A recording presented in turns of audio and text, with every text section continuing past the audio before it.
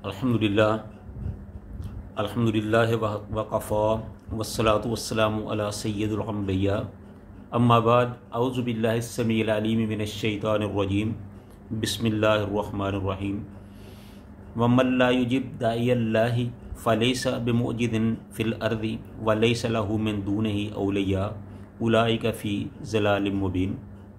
सदक़ल्लाहुल अज़ीम। हर तरह की हमद, तारीफ़, तौसीफ़, वहदानियत, बड़ाई, किबरियाई, यकताई, तन्हाई अल्लाह रब्बुल आलमीन के लिए, जो सारे जहानों का पैदा करने वाला और परवरदिगार है। और लाखों करोड़ों दुरूद सलाम आमीना लाल पैगम्बर हुस्न जमाल साहिब शरफ़ व कमाल हज़रत मुहम्मद रसूलुल्लाह सल्लल्लाहु अलैहि वसल्लम की ज़ात वाला सफ़ात पर।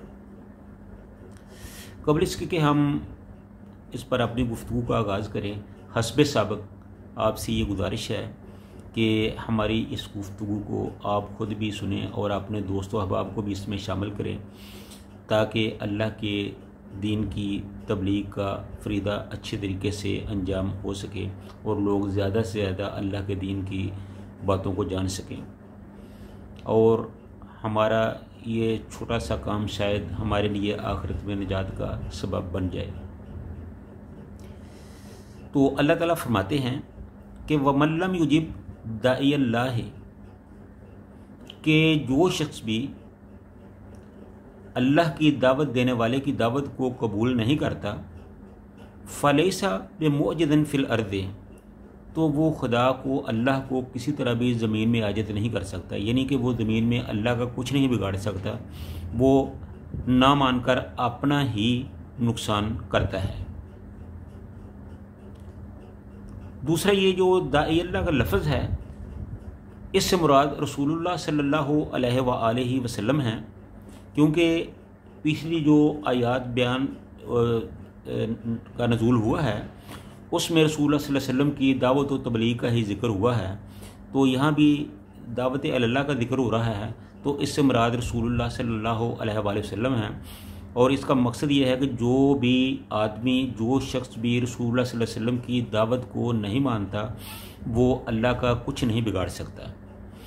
तो उर्फ़ आम में जब हम इसकी तफसील करते हैं तो दाई अल्लाह की तफसील कुछ इस तरह होगी कि ये लफ्ज़ हर ज़माने के मुबल्लग के लिए है, हर वक्त के मुबल्लग के लिए है, और हर उस शख्स के लिए है जो अल्लाह के दीन की तबलीग करता है।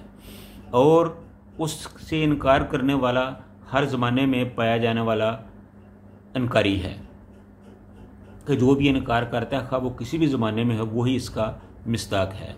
तो इसका मतलब ये हुआ कि जो भी अल्लाह ताला की दावत को ठुकराता है, दावत देने वाला खा कोई भी हो, तो जो भी अल्लाह के दीन की दावत को ठुकराता है वो दरअसल अल्लाह ताला की नाफरमानी करता है, और अल्लाह की नाफरमानी करके वो अल्लाह का कुछ नहीं बिगाड़ सकेगा, अल्लाह को कोई परेशान नहीं कर सकता। हाँ, अलबत्ता वो अपना ही नुकसान करेगा। इसलिए बेहतर यही है कि जैसे ही अल्लाह की दावत किसी तक पहुँचे तो वो उसको फौरी तौर पर कबूल कर ले, ताकि उसकी दुनिया और आखिरत बेहतर हो सके।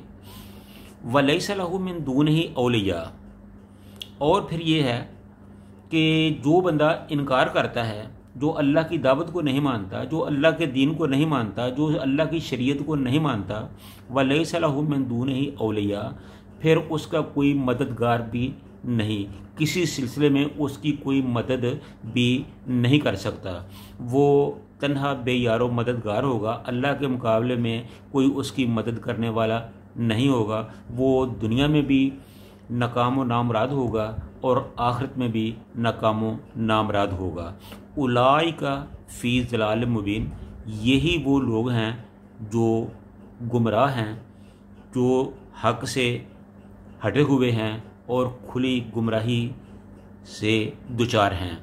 तो इस आयत से ये मालूम होता है कि अल्लाह ताला ने अपने दीन की दावत के लिए अंबिया को भेजा, ख़ुसूसन रसूलुल्लाह सल्लल्लाहु अलैहि वसल्लम को भेजा।